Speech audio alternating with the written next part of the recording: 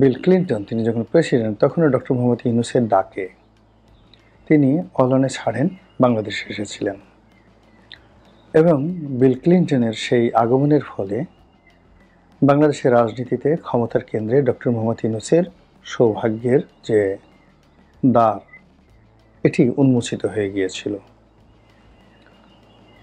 আপনাদের মনে আছে যে তার হয়ে অর্থাৎ ডক্টর ইউনূসের হয়ে হিলারি ক্লিন্টনও বাংলাদেশে এসেছিলেন বিশ্ববিখ্যাত ফুটবলার জিদান।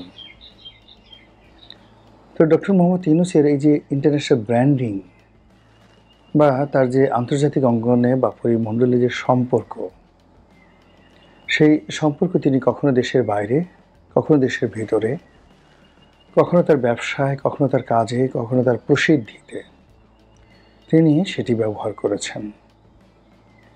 একইভাবে জনাব গুতেরেসের যে আগমন এই সময়টিতে, এটি তার ভঙ্গুর রাজনীতি, এটি তার ভেঙে পড়া প্রশাসন, তার প্রতি যে অনাস্থা এবং একটি অনিশ্চিত গন্তব্য, সেই গন্তব্যের পথে কিছুটা হলেও প্রেরণা জুগিয়েবে। আমরা এই জনাব অ্যান্তনি গুতেরেসের যে আগমন বাংলাদেশ এবং ডক্টর মোহাম্মদ ইউনূসের যে উচ্ছ্বাস এবং তিনি যে জায়গাতে গিয়েছেন অর্থাৎ রোহিঙ্গা পল্লীতে গিয়েছেন, সেই জিনিসগুলো যদি আমরা পাশাপাশি রেখে বিচার করি, বিশ্লেষণ করি, তাহলে অনেকগুলো ভয়ঙ্কর, অনেকগুলো সুদূর প্রসারী, অনেকগুলো চিন্তার উদ্রেককারী ঘটনা দেখতে পাব। প্রথমত আপনারা জানেন যে সাপ কখন সেই যাকে বলে ফনা তোলে, সাপ কখন খোলস পাল্টায়। আপনারা কি জানেন যে বাঘ কখন ঘাস খায়? কিংবা আপনারা কি জানেন হাতি কখন গু খায়? Can you imagine? হাতি কখন গু খায়, বিষ্ঠা আবর্জনা কখন খায়? তো এই জিনিসগুলো প্রকৃতিতে আল্লাহ রাব্বুল আলামিন রেখে দিয়েছেন। এমনকি দেখবেন আপনার বিড়াল হঠাৎ ঘর থেকে বের হয়ে সে দুব্বা ঘাস খাচ্ছে। কেন খাচ্ছে? তদ্রূপ মানুষের মধ্যে কতগুলো মৌলিক পরিবর্তন রয়েছে।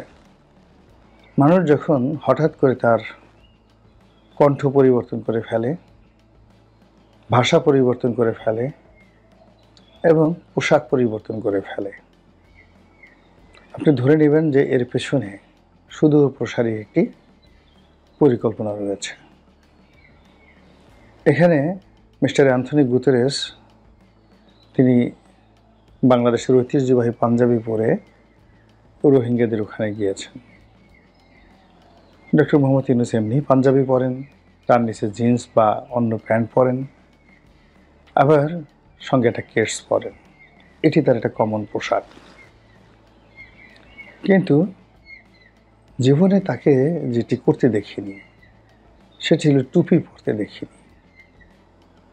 তিনি অবশ্য টুপি পরেছিলেন। হাসান আরিফ সাহেব যখন মারা গিয়েছিল তখন তার জানাজার জন্য ধানমন্ডির একটি মসজিদে গিয়েছিলেন, তখন তার মাথায় টুপি দেখেছিলাম। কিন্তু তার সুদীর্ঘ কর্মজীবন, সেই সুদীর্ঘ কর্মজীবনে আমরা কখনো তাকে মক্কা যেতে দেখিনি, মদিনা যেতে দেখিনি, আজমির শরীফ যেতে দেখিনি। বাংলাদেশের যে বিখ্যাত মাজার শরীফগুলো রয়েছে, বিশেষ করে হযরত শাহজালাল রহমতুল্লাহ আলাইহির মাজার, এখানে সবাই যান, হিন্দু, মুসলমান, বৌদ্ধ, খ্রিস্টান সবাই যান, কিন্তু ডক্টর মোহাম্মদ ইউনূস যাননি। তিনি অনেক পোশাক পরেছেন, প্রয়োজনে অদ্ভুত অদ্ভুত পোশাক পরেছেন। খেলার মাঠে খেলার জার্সি গায়ে দিয়েছেন, হাতে মশাল নিয়েছেন, আরও অনেক কিছু করেছেন, কিন্তু টুপি পরেননি। তো এইরকম তিনি টুপি পরেছেন এবং সবচেয়ে আশ্চর্য ব্যাপার হলো গোল টুপি নয়, তিনি লম্বা টুপি পরেছেন এই লম্বা টুপি অনেকটা জিন্না টুপির মতো, অনেকটা নেহেরু টুপির মতো, এবং রোহিঙ্গারা এই ধরনের টুপি খুব পছন্দ করেন। এবং আমাদের দেশের চট্টগ্রাম অঞ্চলে যে মাইজভান্ডারি আছে, এটি তাদের জাতীয় টুপি। তো তিনি সেই টুপি পরেছেন। তারপর তিনি যে ভাষণ দিয়েছেন, কথা বলেছেন অনেকক্ষণ ধরে। চট্টগ্রামের আঞ্চলিক ভাষা এবং রোহিঙ্গাদের ভাষা এ দুটোর সম্মিলন। উনি চট্টগ্রামের লোক, চট্টগ্রামের সব মানুষই ইংরেজি, বাংলা এবং চট্টগ্রামের যে আঞ্চলিক ভাষা, এই তিনটি ভাষাতে খুব ফ্লুয়েন্টলি বলতে পারেন।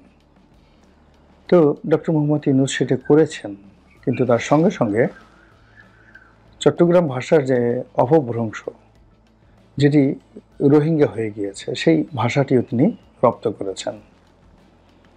এবং রোহিঙ্গাদেরকে উদ্দেশ্য করে তাদেরকে ইন্সপায়ার্ড করার জন্য, মোটিভেট করার জন্য তিনি যে কথাগুলো বলেছেন, সেগুলো বাংলাদেশের রাজনীতিতে আগামীতে অনেকগুলো প্রশ্নবোধক চিহ্ন তৈরি করে ফেলেছে।